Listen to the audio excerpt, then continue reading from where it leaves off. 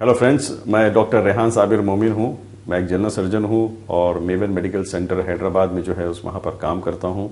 आज हम बात करेंगे सरकमसिजन की बड़ों के अंदर, इन एडल्ट्स। मेरा एक वीडियो इशू हुआ था जिसमें सरकमसिजन बच्चों के ताल्लुक से मैंने तफसीलात बयान किए थे, करीब 8-10 मिनट का वीडियो था। लेकिन आज जो हम बात करेंगे उसी सरकमसिजन प्रोसीजर की बड़ों के अंदर, कि जिस तरीके से हमने सुना है कि बच्चों की खतना होती है, इसी तरीके से बड़ों की भी जो है खतना होती है।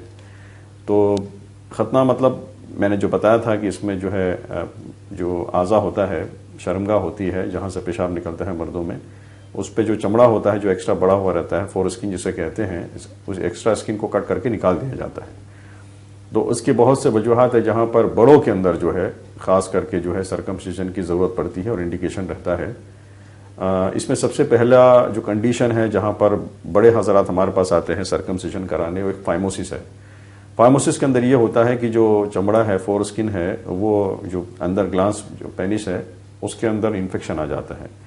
इसलिए कि चूंकि वो सफाई नहीं होती है, सफाई नहीं करते, तो उसमें स्मेग्मा आ जाता है जिसमें इन्फेक्शन होने की वजह से वो चमड़ा जो है चिपक जाता है। उनकी अक्सर शिकायत ये होती है कि हम इस स्किन को पीछे की तरफ खींच नहीं सकते और उसमें लालपना आ जाता है, उसमें से मवाद पीप वगैरह निकलते रहता है। तो ऐसी कंडीशन जब हम देखते हैं तो हमारे जहन में सिर्फ एक ही बात रहती है कि इनका सरकमसिजन कर देना चाहिए। जब सरकमसिजन कर देते हैं तो फिर सफाई करना मरीज के लिए आसान हो जाता है और वो जो एक्स्ट्रा स्किन है वो निकल जाती है। और दूसरी जो वजह है, जो दूसरा कंडीशन है, वो पैराफार्मोसिस है। पैराफार्मोसिस के अंदर ये होता है कि इसके अंदर जो चमड़ा रहता है वो पीछे की तरफ जाकर, पहले कंडीशन जो मैं बताया फाइमोसिस में, वो पीछे जाता ही नहीं है। सेकंड कंडीशन में वो पीछे चला जाता है और जहाँ के अटक जाता है। अटकने की वजह से जो डिस्टल जो रहता है, पेनिस का जो हिस्सा रहता है, वहाँ पे सूजन आ जाती है।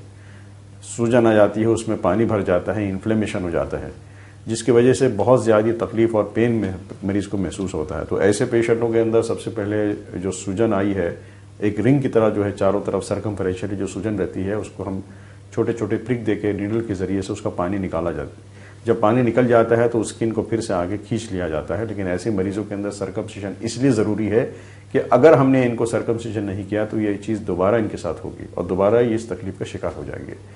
तो ये दूसरी कैटेगरी है या दूसरा कंडीशन है जिसमें सरकमसिजन बहुत ज़्यादा ज़रूरी रहता है।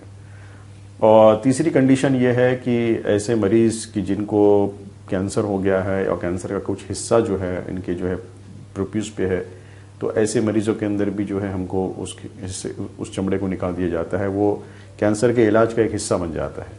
चौथी ये कंडीशन है कि कोई ऐसा इन्फेक्शन है जैसे ल्यूकोप्लेकिया है, यानी सफ़ेदी आ जाती है उस हिस्से पे, तो हम उसको भी जो है कट करके बायोप्सी के लिए भेजते हैं, ये देखने के लिए कि कहीं ये प्रीकर्सर तो नहीं है कैंसर का, यानी कैंसर शुरू होने से पहले की अलामत तो नहीं है। उसकी जांच, उसकी रिपोर्ट जो है बायोप्सी के अंदर आ जाती है। तो इस शक्ल में भी सरकमसिजन करना बड़ों के अंदर ज़रूरी हो जाता है। अच्छा, ये इसके और क्या क्या फ़ायदे हैं ये भी आप सुन लीजिए। बड़ों के अंदर सरकमसिजन जब हम करते हैं, या सरकमसिजन जो बच्चों में करते हैं जब ये बड़े होते हैं, तो इनका फ़ायदा ये होता है कि इनको जो है बार बार रिपीटेड यूरिनरी ट्रैक्ट इन्फेक्शन नहीं होता जैसे आमतौर पे होता है। दूसरा ये है कि इनके इम्कानात कैंसर में तब्दील होने के बहुत कम होते हैं बनिस्बत उनके जिनका सरकमसिजन नहीं हुआ है। और तीसरा ये है कि जो सेक्सुअली ट्रांसमिटेड डिसीजेस है वो भी इनको जो है नहीं होते हैं, क्योंकि इनकी जो है पेनिस जो है वो ऑलरेडी खतना किया हुआ रहता है। और चौथा ये है कि इनके ज़रिए से इनकी वाइफ को या इनकी बीवी को, इनकी पत्नी को जो है सर्वाइकल कैंसर का रिस्क भी कम हो जाता है। ये वो बातें हैं जो हमारे लिटरेचर के अंदर, सर्जरी की लिटरेचर में मौजूद है।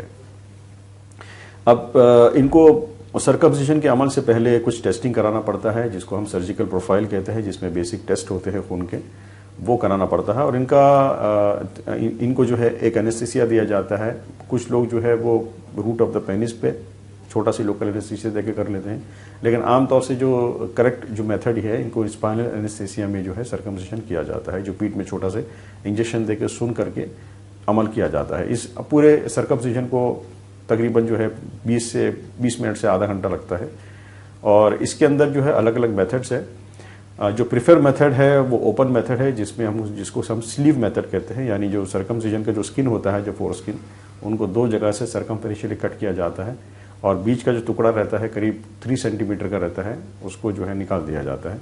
और वो जो ऊपर की और नीचे के जो चमड़े हैं उसको सूचर से, टाकों से जोड़ दिया जाता है और वैसे टाके रहते हैं खुद ब खुद पिघल के गिर जाते हैं। इसमें और भी दूसरे मेथड्स आए हैं जो क्लैम्प मेथड्स वगैरह है मार्केट के अंदर, और भी जो दूसरे सर्जन्स है वो क्लैम्प मेथड से करते हैं, लेकिन जो Indian association of paediatric surgery है इन्होंने रिकमेंड किया है कि क्लैम्प मेथड इस्तेमाल ना किया जाए। उसकी वजह ये बताते हैं कि जब क्लैम्प मेथड यूज़ करते हैं जो ग्लांस होता है वो नज़र नहीं आता, तो देर आर चांसेस कि इसमें चांस ज़्यादा रहता है कि ग्लांस इंजर होने का, उसमें से ब्लीडिंग ज़्यादा होने का।